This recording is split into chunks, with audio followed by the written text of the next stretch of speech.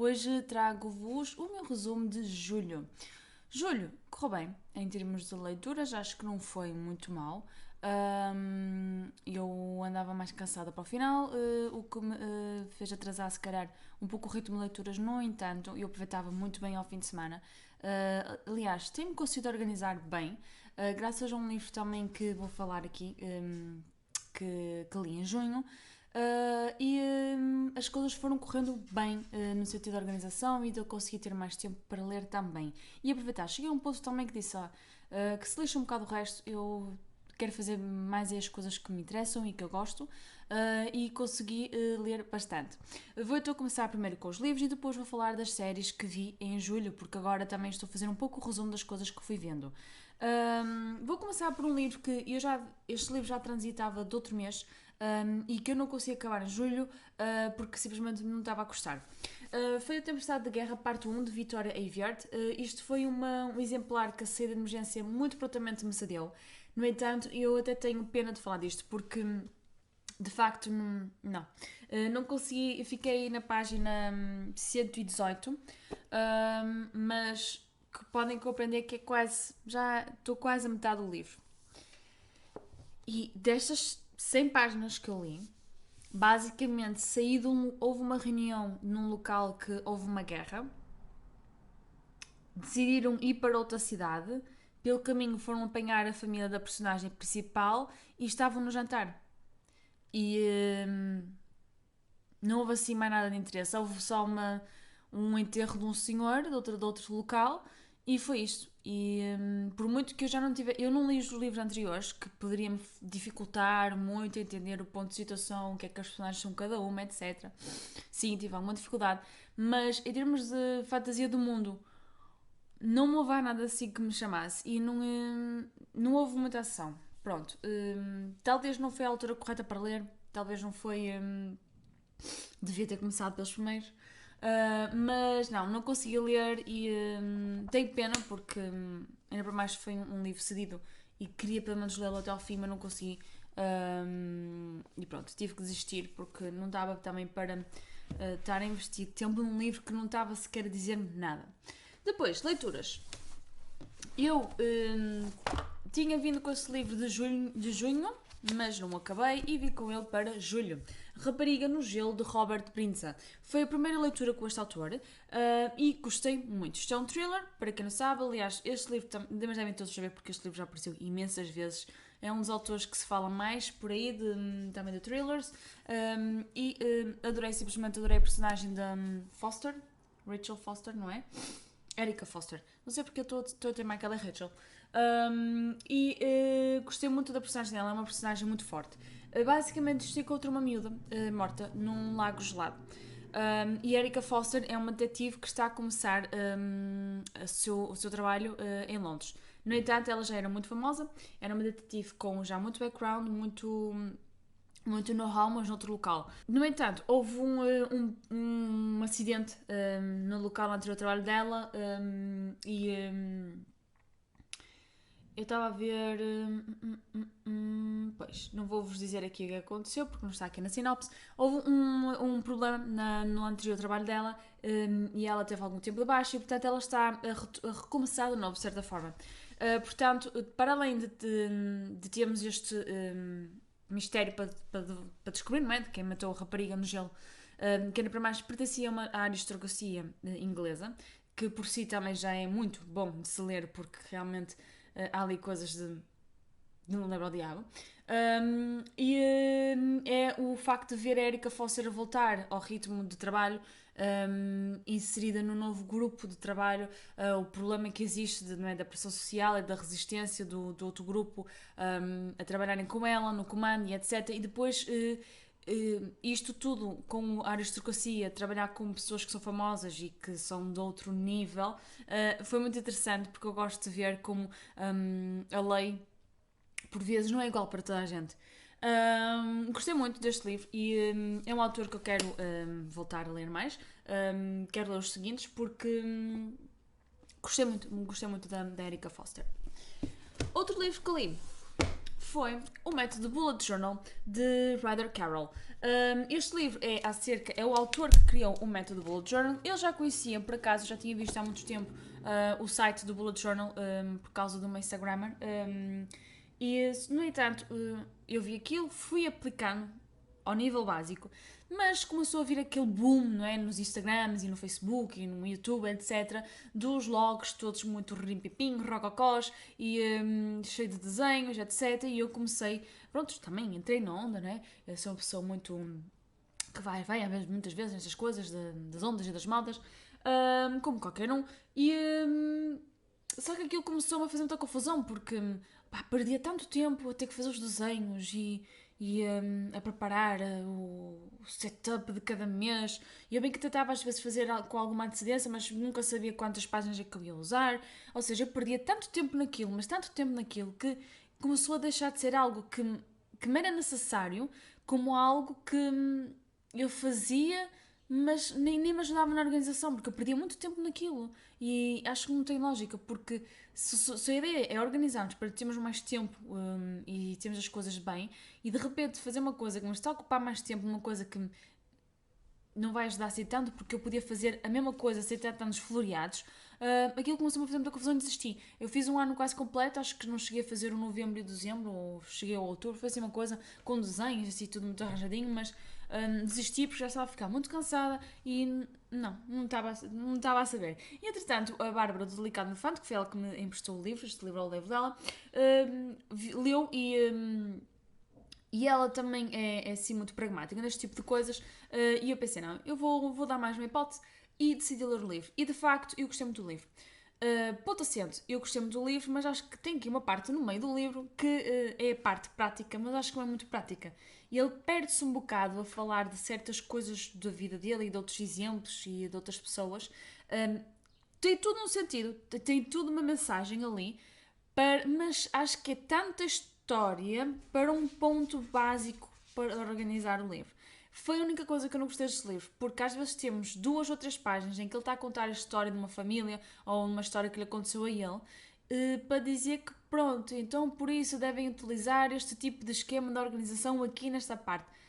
Acho que era uma coisa que ele em 5, 10 páginas com pontos e exemplos resumia muito e ficava muito melhor e mais vistoso na minha ótica, mas pronto, compreendo que se calhar ele também queria dar aqui um exemplo prático no dia a dia para as pessoas não verem só aquilo não é? Visualmente e verem como é que aquilo pode ajudar no dia a dia. Para mim, funcionava só ter os esquemas práticos. Isto, portanto, é o método Bullet Journal, que basicamente o método Bullet Journal é só o índice, que é importante para nós sabermos mais ou menos onde estão as páginas, não é? Porque ao longo do ano já nos vamos lembrar onde é que estão os outros sítios.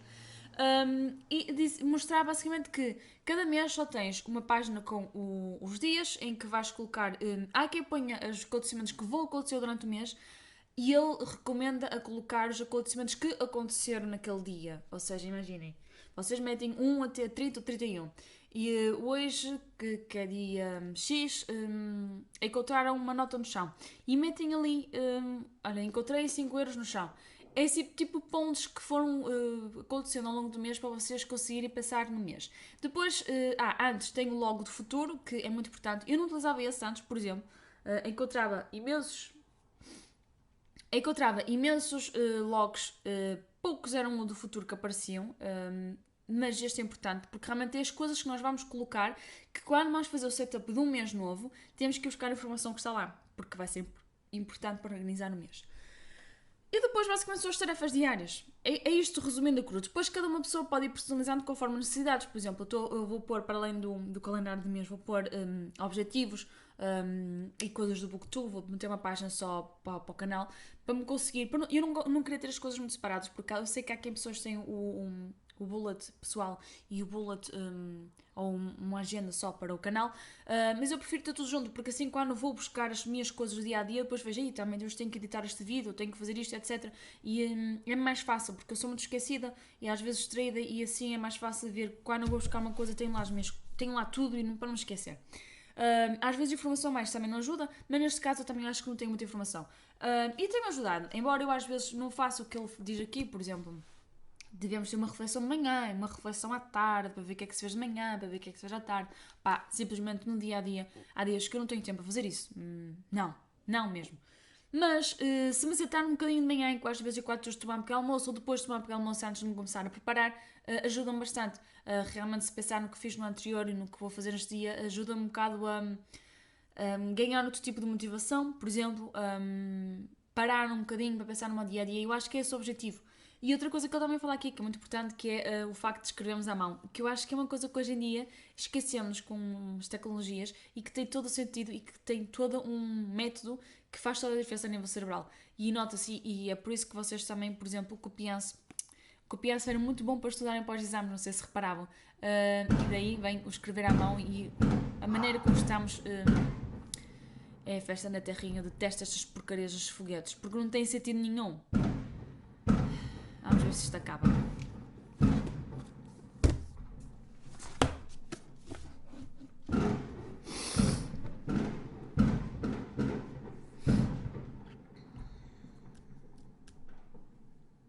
E continuam. Espero que seja rápido, porque eu queria gravar as coisas todas agora.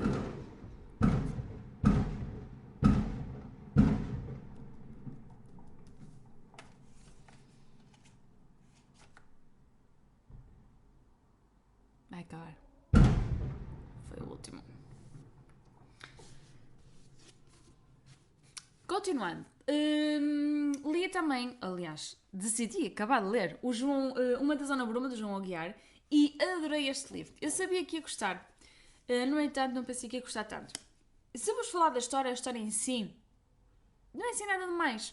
Isto é a história do Túrio, acho que é assim que ele se chamava, porque os nomes são muito semelhantes. Mas acho que é assim, é Túrio que se chama. Isto é a história do Túrio, um miúdo que nasceu. Nós começámos a ver a história do Túrio desde que ele nasceu, tem pai 4 meses ou 3 meses de vida.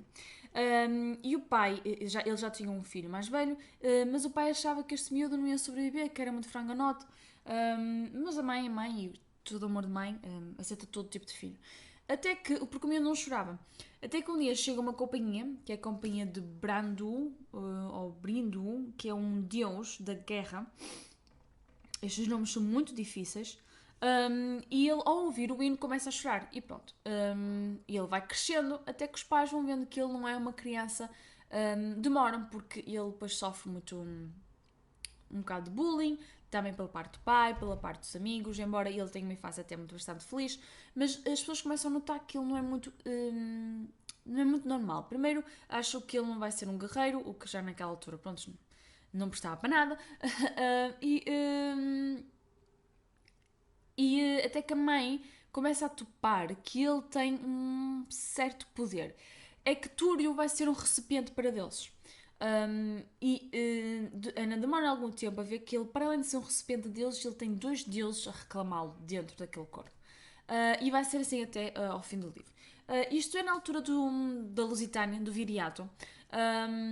E é fantástico, porque estamos numa... Eu, não para mais, eu sou daqui do Norte, e isto é um livro acerca da tribo Tarrobriga. Basicamente, era a tribo que existia em Póvoa de Varzim e Vila do Conde. E depois temos muitos termos que vão aparecendo aqui ao longo, que é das tribos da zona. Por exemplo, eu fiquei a saber que a zona de Viana do Castelo, porque era a zona que era acima de Límia, eram os Etobrigas, Etanobrigas ou Eterrobrigas. Deixa-me ver, porque isto aqui tem um mapa depois. Por exemplo, os de Braga eram os Brácaros, era o Etobriga. Depois tinham o Caule, o Buncunti, que era, não consigo ver o que era o Buncunti. Muitos termos. E depois, a história de Límia, por exemplo, eu que sou de Viana já conheço a história de Límia e sabia que era uma fachada que se fez para os romanos. Mas não sabia que mesmo para o pessoal, agora não sei se é romance daqui, também pode ser informação romantizada aqui, mas gostei dessa parte, porque mesmo os portugueses, ou seja, os lusitanos, nesta altura, não sabiam que aquilo era treta. Então era fantástico, porque é um dos segredos que nós vamos vendo ao longo do livro. Para além disso, são muitas referências que quem vive aqui nesta zona vai apanhando e acha engraçado, e acha engraçado ver o pessoal desta altura a saltar assim de sítio a sítio e saber como é que era nesta época. Eu estou a ficar um bocado confusa, mas porque eu gostei muito desta história por causa disso. Porque a história em si é principal, pronto, gostei da parte do Túrio, tem personagens muito, muito queridas, por exemplo, há uma personagem que é a que está sempre à espera que o marido chegue. Gostei muito da história dessa personagem, que está sempre a acender fogueiras e ela tem uma história de vida tão triste. E gostei tanto dessa personagem como do outro amigo dele, do Túrio, que pesca. Tem personagens tão queridas ao longo desta tribo. E também gostei muito da história do Túrio, do crescimento dele. Embora que acho que, pronto, é uma personagem que o Túrio não consegui, não sei, não consegui simpatizar. Não é de simpatizar, não tive nunca simpatia por ele, empatia. Mas, no entanto, gostei muito, muito desta história. Nós vamos acompanhar em pano de fundo a guerra que o Viriato tem com os romanos e a traição que ele sofre. E, portanto, aprendemos muito neste livro acerca da nossa história daqui de Portugal, principalmente do Norte. E gostei bastante. Eu gostei muito do João Lear. Eu quero ler agora acho que é o anterior a este, que é A Voz dos Deuses, ou A Voz dos Deuses, acho que é assim. Porque passa-se também nesta altura de Viriato. Aliás, este livro veio um pouco no seguimento do anterior, dele ter gostado de escrever nesta altura e, portanto, saiu uma da Zona Bruma. Se gostam deste tipo de épocas, aconselho a ler, porque realmente é uma história muito boa. Leio muito, muito rapidamente, eu li isto muito rápido. E tem tanta informação aqui desta zona que vai ser muito engraçado. E a história em si também é uma história muito leve. Não há aqui muitos romances, nem muita guerra bélica, nem muitas descrições. Portanto, é uma história que vocês leem muito facilmente e aprendem muito sobre a nossa zona. O último livro que li foi Nunca Me Esqueças, de Leslie Pierce. Eu li este para o projeto da Patrícia, de Ler Leslie. E este foi o livro que toda a gente tinha recomendado. Isto é a história da Mary, que estava a ser sentenciada por roubar e de repente foi deportada para a Nova Gales do Sul, que é nada mais nada menos que a Austrália. Na altura a Austrália já era uma colónia da Inglaterra e eles estavam a começar a explorar esse país que tinha sido descoberto por Robin Cook. O que é que acontece? Como podem imaginar, em 1700 e troca ao passo, isto já não sei em que data começa, 1786. As condições não eram muito boas já exatamente em Londres e etc, para quem não tinha muito dinheiro. Imaginem estarem a ser sentenciadas, depois sentenciadas para serem deportadas. Imaginem que as condições dos navios não eram as melhores. Portanto, a probabilidade de vocês chegarem ao sítio onde vocês iam ter a sentença já não era muita. Mary é uma personagem muito forte. Ela ganha um sentido de sobrevivência e ela é muito calculista. Eu acho que é o melhor termo, porque ela embora tenha um muito bom coração, ela é muito calculista nas coisas que acontecem e ela pensa muito. Para uma pessoa que não teve uma educação, não sabia ler, era analfabeta, ela era uma pessoa com muito pragmática e sabia ver muito para a frente. Ele sabia analisar muito bem as situações. E então, a partir do momento que ela entra no primeiro barco, onde eles vão passar meses até decidirem de levá-los para deportá-los para outro navio, ela começa a encetar toda uma técnica para conseguir sobreviver. Ela começa a ganhar força para as vozes das mulheres, porque eles dividiam as mulheres e os homens naquele barco. As mulheres passavam muitos dias fechadas no porão, raramente saíam. Os homens ainda saíam para trabalhos forçados, as mulheres passavam fechadas naqueles porões todas juntas, com ratazanas, piolhos, dejetos, etc. E ela era muito asseada. Portanto, isto começou pelo facto de ela querer mais panos para se limpar, mais condições, mais comida. Ela própria começou dentro delas a criar organização, porque notava que as pessoas estavam a ficar doentes, não comiam, ficavam pior porque não se conseguiam levantar e já não havia comida para elas depois de toda a gente tirar. Ela começou a criar toda uma organização e os próprios militares começaram a reparar que ela tinha uma grande força. Mary faz tudo para sobreviver e enquanto está no navio antes de ser deportada, começa toda uma ação que lhe vai criar outras consequências para o resto da sua vida.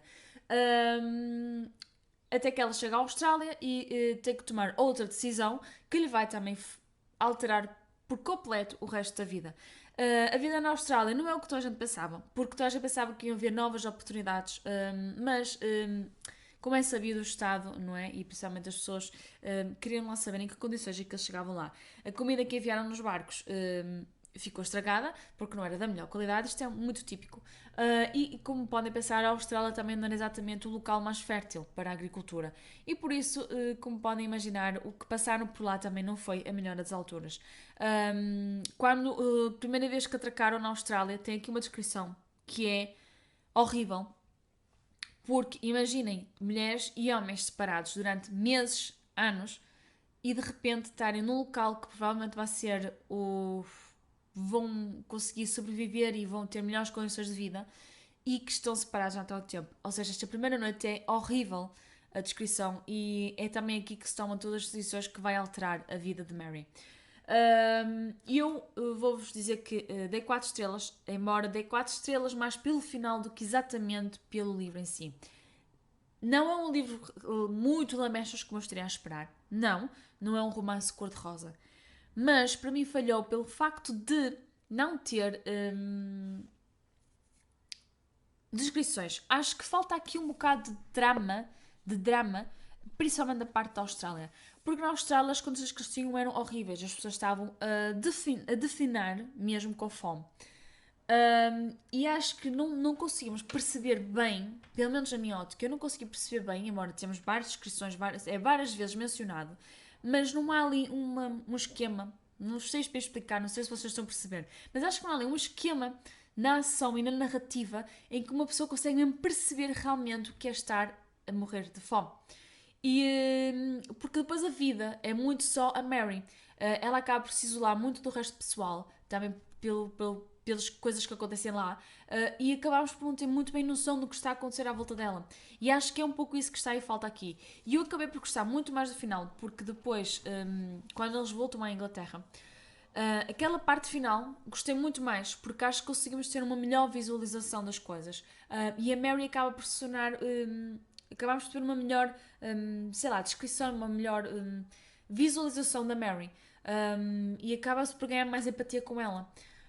E gostei muito. E também gostei muito das notas da autora, porque isto, pelos vistos, é baseado numa história real. A Mary existiu.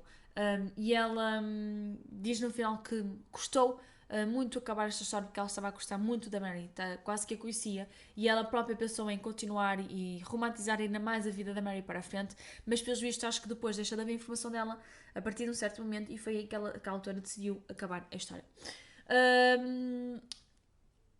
Provavelmente Leslie não será uma autora que eu tão cedo volte a ler, só se for, eu penso que se calhar talvez isto da minha ótica, né? Sou eu aqui a especular, que talvez ela seja melhor se ler um livro, por exemplo, que se passa na Segunda Guerra Mundial, era capaz de gostar mais. Aqui nesta época achei que faltou, talvez, não sei, principalmente a parte da Austrália, parece-me que faltou aqui um bocado, sei lá, de pesquisa ou informação para ver como é que era o dia a dia, ou sei lá, certas partes que, não sei, para mim faltou aqui, acho eu, algo de mal na Austrália e que era a altura em que eles estavam piores, de facto. Mas pronto, não foi mal todo. Séries e filmes. Filmes vi Nicholas Pickles. Séries também não vi muitas, porque também o tempo não podia dar para tudo. Acabei de ver Good Omens, que adorei a série. Adorei Good Omens. Tenho que ler o livro, porque de facto acho que está muito bom. Porque mexe com tudo, mexe com o diabo, com anjos, com o paraíso, o inferno, crianças, demónios, e gostei, isso de facto está tudo numa Inglaterra atual, e ver também backgrounds em como os demónios e os anjos foram interferindo na história da humanidade à medida que vamos avançando na história, e gostei muito. E agora tenho mesmo que ler, e acho que vou ler em inglês porque deve haver tantas piadas típicas de inglês que deve saber muito melhor a ler em inglês do que ler em português. Vi também o primeiro episódio do Roswell, New Mexico. Gostei. Gostei buscar os personagens. Acho que há personagens que estão muito ao nível do antigo Roswell, embora eles não queiram muito copiar, não é? Não é, achei que não. Pronto, tem ali um drama teenager pelo meio, mas como os personagens já estão a trabalhar e já não são teenagers, também acabámos por não ter tanto esse drama, o que para mim é bom, porque eu não gosto muito dessas partes, não é muito bem a minha onda, mas ainda não vi mais episódios, mas gostava de explorar um bocado mais porque acho que vou gostar. Eu gostei muito do Rosa do anterior. e queria explorar mais esta. Entretanto, também vi mais um episódio do Another Life, que é uma série de ficção científica que estava na Netflix, que tem aquela atriz que faz de Starbucks no Battlestar Galactica. E detestei. Porque, não, há sempre aquela coisa do isto é ficção, isto não é um documentário e tem que haver manobra, não sei o quê. Não, esqueçam, é assim, é uma nave, ok? A Terra está com um alienígena e pode estar em perigo. Mandam pessoal para fazer a investigação do local de origem de onde veio esse alienígena para saber se temos informação como é que se pode contactar com o alienígena, ok? Ou para perceber se é mau, se não é, não é? Vão buscar uma comandante porque é pragmática, é severa e sabe o que faz e etc. E é muito boa para comandar o pessoal. E mandam uma equipa de teenagers sem fardas. Já não falo da questão da maquilhagem porque é de 7 pontos, isso, whatever. E que não tem sentido nenhum de comando. Fico por aqui. Fui, entretanto, interrompida, mas voltei. Espero que tenham gostado do resumo de julho. Digam nos comentários como é que correu o vosso mês de julho. E eu não vou fazer nos próximos meses TBRs nem TBS, porque, como vai ser o Sofia Challenge, vou tentar ler ao máximo livros de ficção científica e os restantes livros vão sendo intercalados. Vou só fazer os resumos depois nos finais dos meses com o que li e com o que vi. Espero que tenham gostado e até ao próximo vídeo. Tchau! E eu esqueci de mencionar que das leituras que fiz para o Book Bingo Letras ao Sol, porque estes livros são para o Book Bingo. No entanto, eu já não lembro das categorias, eu não tenho anotadas e eu acho que já alterei tudo. Por isso, eu depois vou fazer no final de todo o wrap-up e tenho que fazer o esquema para ver como é que estão as minhas leituras, porque eu já ando um bocado perdida. Tenho que ver como é que está, porque eu sei que, por exemplo, o do método Bullet Journal não fazia parte e eu vou tentar colocá-lo depois tenho que ver como é que está, porque eu já não sei mesmo como é que está.